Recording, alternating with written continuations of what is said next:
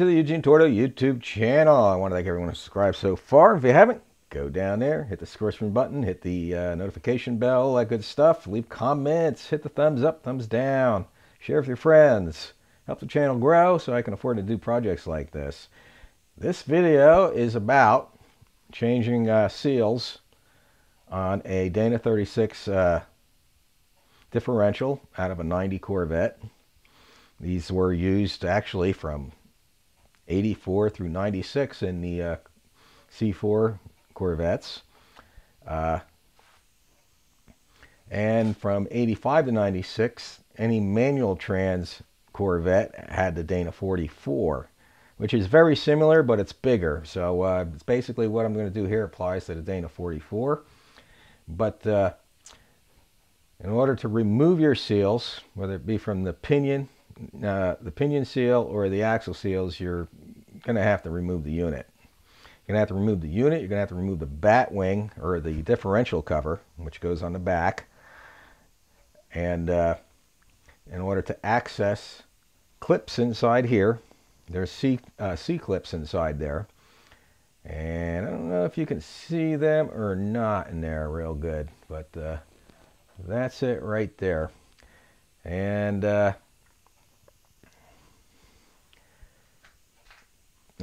things you're going to need to do this.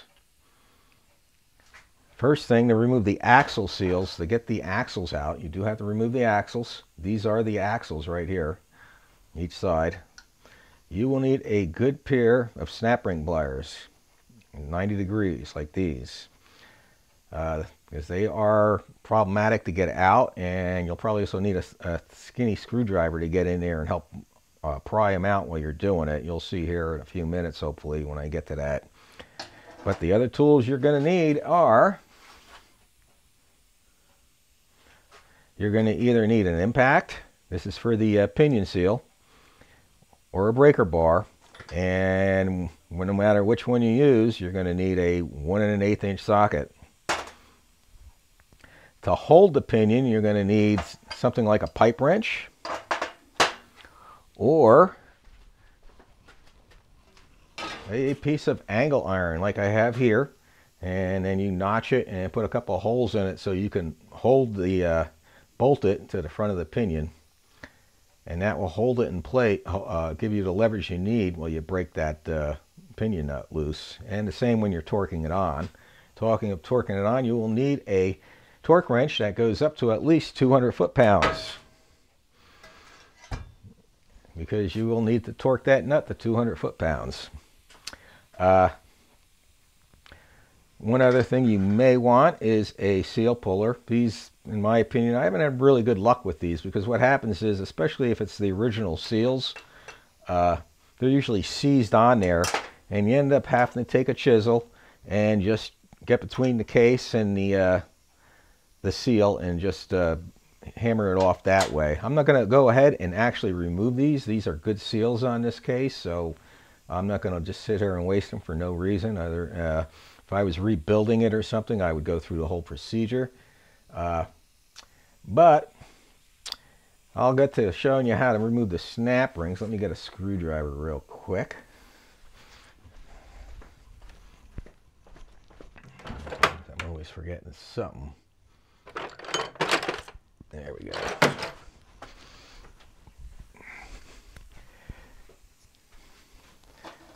Okay, it's going to be hard to do with the and keep the camera in view, by the way, but I'll try my best.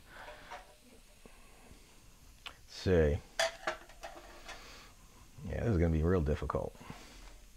This camera doesn't have like a zoom feature either, so that's what makes it even more difficult.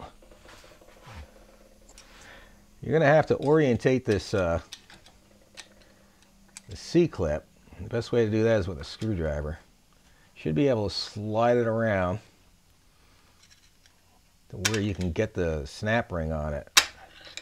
There we go, that should do it. Like I said, this is going to be kind of difficult. Get your snap ring in there. Let me see, I can move a light better here. I hope you guys can see that better. I don't know if you can or not. There we go.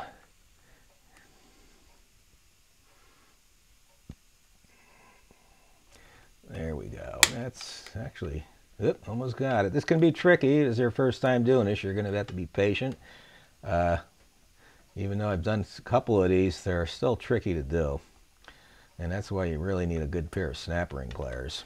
You have to reorientate it. So don't get frustrated. It's easy to get frustrated with these.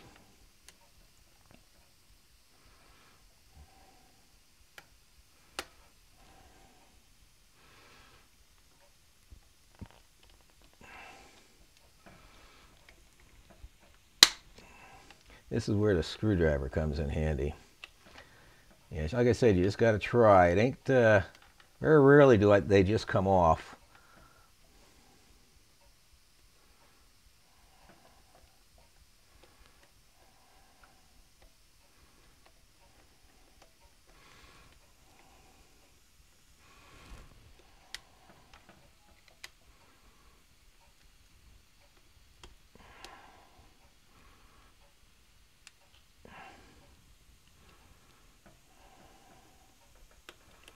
Okay, there we go. That is off. Another good thing would be to have as a magnet. I don't have one here in the basement, but or even a pair of needle nose to help pull this out. Because you let it fall or fly, you're going to lose it. Right now the axle will come out. Hopefully you can see that. And these snap rings are not like just a plain old snap ring. These are precision snap rings. So whatever axle you take it off, with the left or the right, make sure you keep it with that axle. And same going to reassemble is pretty much the same procedure. And see if I can turn this around. Like I said, to get this seal off, take a chisel. You can try and use the seal puller. Good luck with it. You're going to probably have to hammer it, and it usually tears these all up. That's been my experience. Right, you'd best take a chisel, get up between the case and the seal, try not to damage the seal, and then you'll just hammer away and get the seal and keep working at it. You may have to, you're going to booger this up. You're going to destroy this seal in the process. There's no way that I know of to get that seal out without destroying it. I mean, if you wanted to, you could remove the entire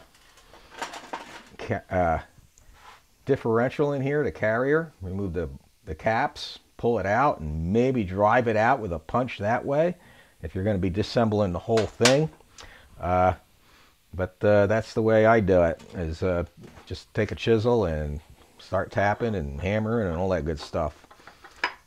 And like I said, when you put these back together, make sure they go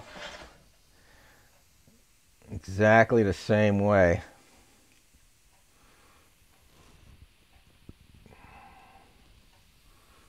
And then you got to get that thing in there again. And that could be the difficult part. This one is actually going really well. There it is. Once you get that in there, back in there, make sure you can move that around and that it's definitely 100% in that groove. You do not want it coming out.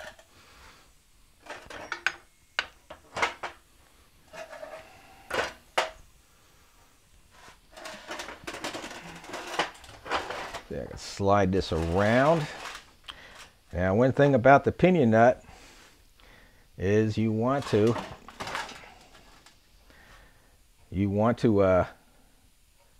make sure you replace that pinion nut with a new one. If you don't, for some reason, make sure you put Loctite on it. Don't be afraid to do both. You do not want that nut coming back off once you retorque it. Like I said, the best way is if you have an impact. You can use an air impact. You can use an electric one, whichever you prefer or have. If you don't have them, you may be able to rent these tools from the auto parts store. I don't rent tools from auto parts store too often. In fact, I can't remember the last time that I ever did. But in my opinion, the best thing is a good impact. So with an impact, you can literally, let me get this on here. You can just use something like a pipe wrench or something to hold it. The best way is, like I said, to bolt that angle wrench on there. One thing if you clamp this in a vise, you have to be careful when you clamp these or even these axle nuts that you don't pinch where these bolts go in for the caps for the universal joints. That's one thing you got to be careful of. Now, some Dana 36s have this dust cover and some don't. Whether you do or don't, it don't really matter. Either way, they got to come off. So, let's see if I can get this off without knocking the camera over. That came off amazingly easy. Then you would basically, sometimes they slide off and sometimes they take a little tapping. And there we go. And there's your seal. Hopefully you guys can see that. And it's the same thing, removing that seal as the seal on your that I was showing you. You got to get in there with a chisel or a big screwdriver. You can try, like I said, you could try the seal pry bar that I showed you there before, but basically the same thing. You're going to destroy that when you get out. You just got to try and not booger up the case when you do it or anything else. And the tricky part is, in my opinion, is when you put this back together.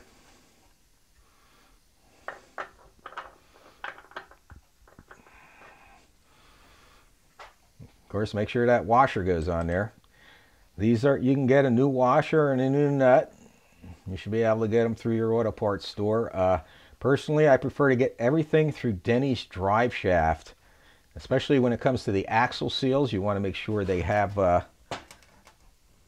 seals with these steel dust covers that go over there that protects them from rock chips and stuff like that and depress. That's the best way to do it, is get them from Denny's drive shaft. I will leave a link to them in the description box below. And it's really important to properly torque this to 200 foot-pounds. I'm not going to go through that procedure, but basically, like I said, the best thing to do is get a long piece of angle iron and drill holes in it and bolt it right to here. And put it on the ground and have someone stand on it. Well, you torque that down with a big 200 foot-pound torque wrench, because it takes a lot of effort to torque that sucker with 200 foot-pounds.